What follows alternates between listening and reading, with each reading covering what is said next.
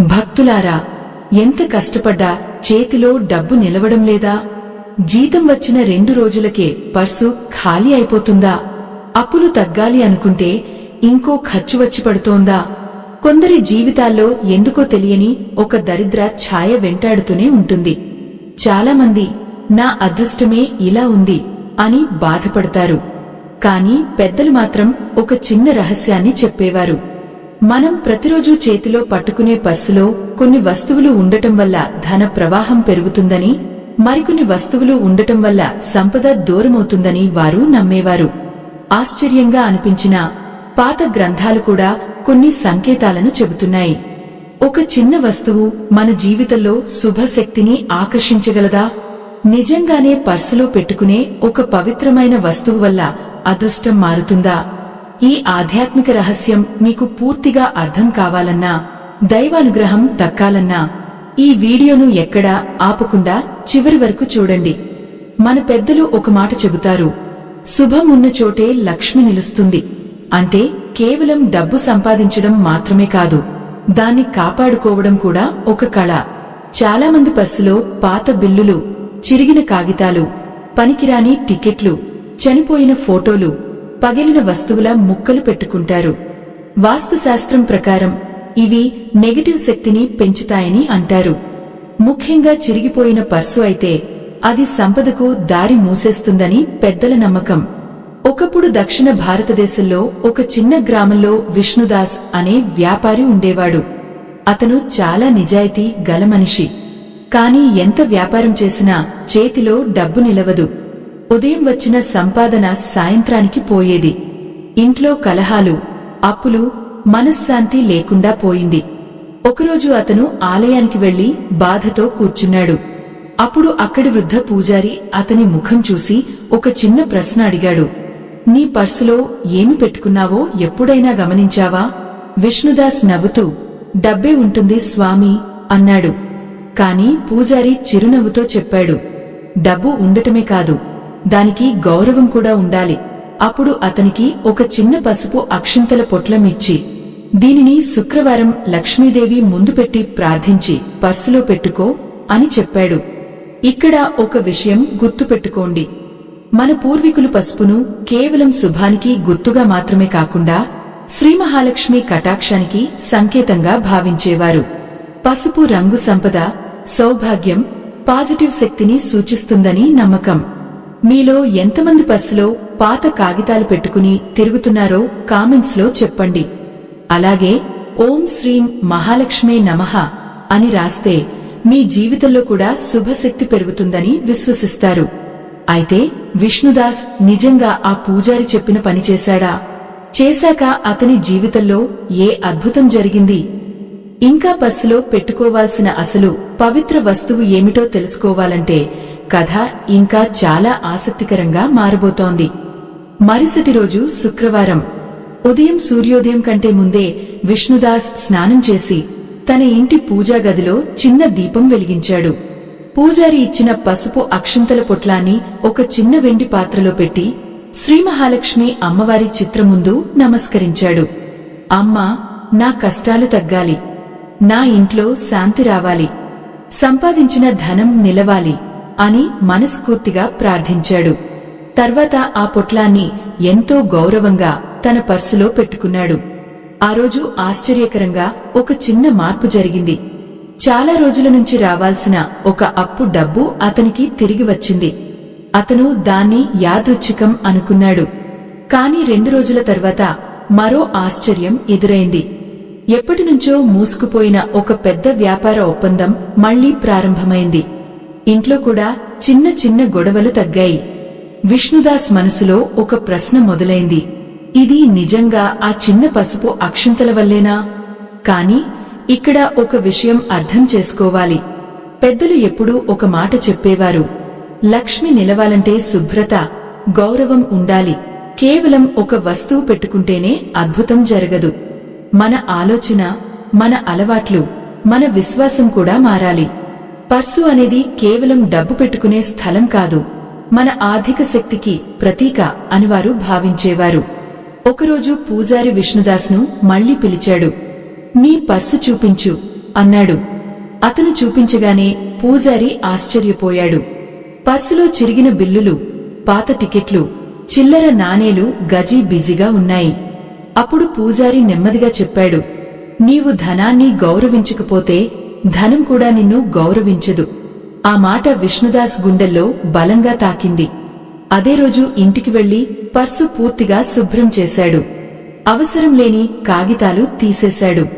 డబ్బును సరిగా మడిచి అమర్చాడు. పూజారి ఇచ్చిన అక్షింతల పొట్లాన్ని ఒక మూల జాగ్రత్తగా ఉంచాడు.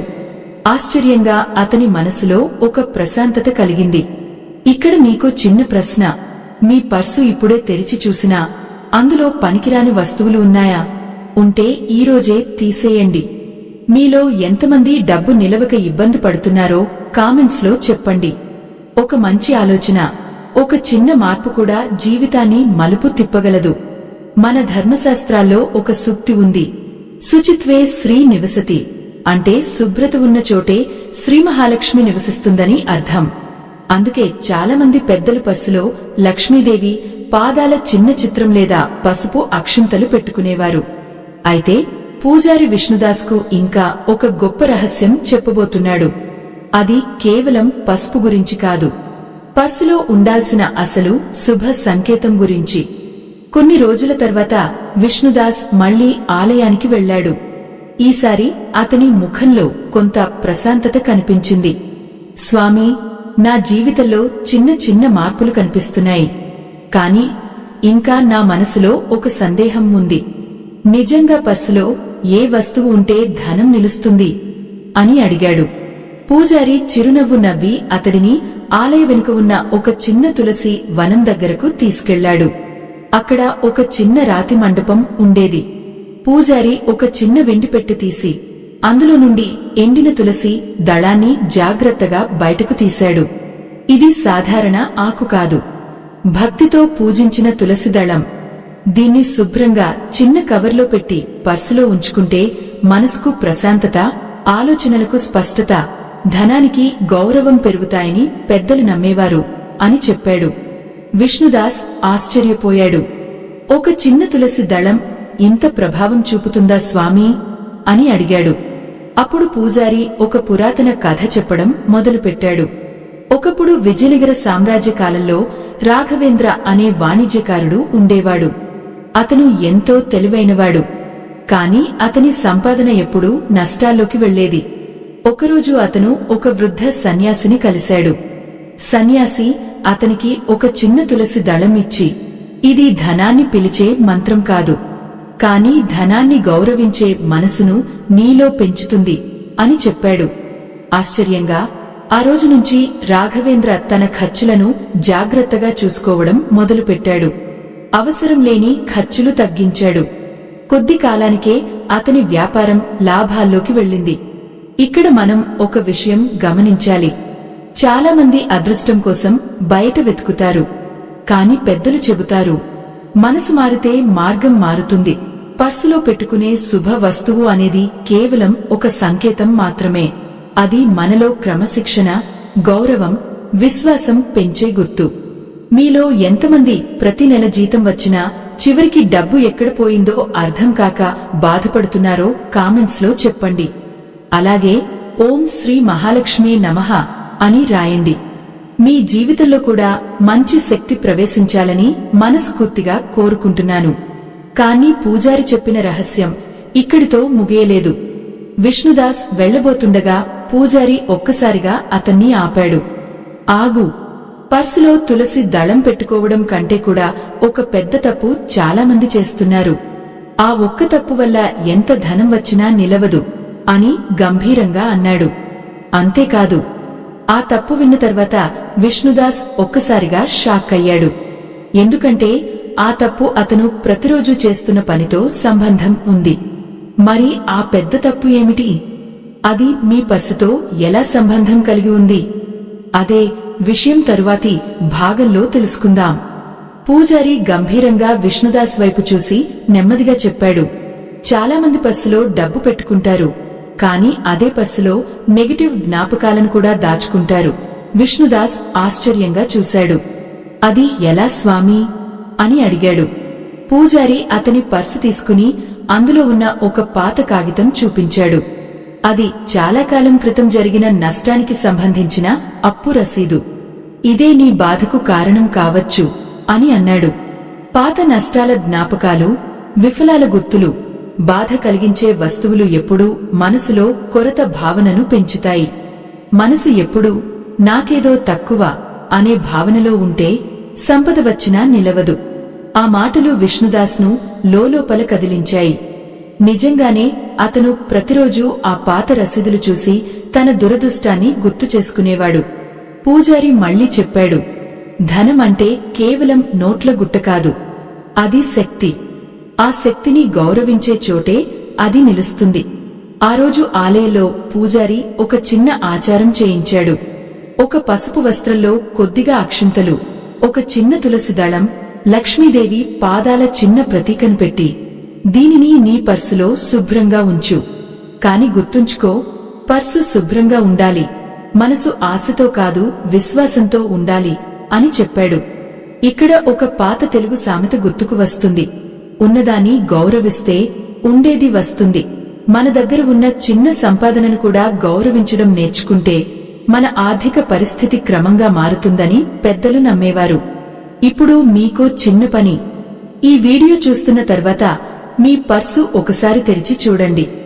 అందులో పనికిరాని కాగితాలు, పాత బాధల గుర్తులు, చిరిగిన వస్తువులు ఉంటే తొలగించండి. మీలో ఎంతమంది ఈరోజే పర్సు శుభ్రం చేయబోతున్నారో కామెంట్స్లో చెప్పండి. ఇంకో చిన్న మనవి, ఈ కథలు, ఈ ఆధ్యాత్మిక విషయాలు మీకు ఉపయోగపడుతున్నాయనిపిస్తే వీడియో కింద కనిపించే స్కానర్ ద్వారా మీకు తోచిన చిన్న సహాయం చేస్తే ఇలాంటి మంచి ఆధ్యాత్మిక కథలను ఇంకా ప్రేమతో మీ ముందుకు తీసుకురాగలం. మీ ఆశీర్వాదమే మా బలం.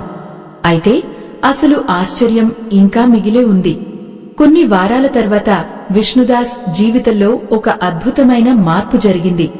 కాని ఆ మార్పుకు కారణం కేవలం పర్సులో పెట్టుకున్న వస్తువు కాదు, అతను ఒక రాత్రి చేసిన చిన్న పని. ఆ రహస్యం తెలుసుకున్నప్పుడు మీరు కూడా ఆశ్చర్యపోవచ్చు. కొన్ని వారాలు గడిచాయి. గ్రామంలో అందరూ విష్ణుదాస్ గురించి మాట్లాడుకోవడం మొదలుపెట్టారు. ఎప్పుడూ బాధగా కనిపించే అతని ముఖంలో ఇప్పుడు ప్రశాంతత కనిపిస్తోంది. వ్యాపారంలో కూడా కొద్ది కొద్దిగా లాభాలు రావడం మొదలయ్యాయి.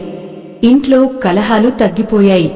అతని భార్య కూడా ఒకరోజు ఆశ్చర్యంగా అడిగింది, ఏమైంది? ఇంత మార్పు ఎలా వచ్చింది? విష్ణుదాస్ చిరునవ్వుతో ఒక మాట మాత్రమే చెప్పాడు, పర్సు మారలేదు, నేను మారాను. నిజానికి పూజారి చెప్పిన మాట అతని మనసులో బలంగా నిలిచిపోయింది. ప్రతి రాత్రి పడుకునే ముందు తన పర్సును శుభ్రంగా సర్దేవాడు. నోట్లను చక్కగా అమర్చేవాడు. అవసరం లేని కాగితాలు వెంటనే తీసేసేవాడు. ముఖ్యంగా ఒక చిన్న అలవాటు పెట్టుకున్నాడు.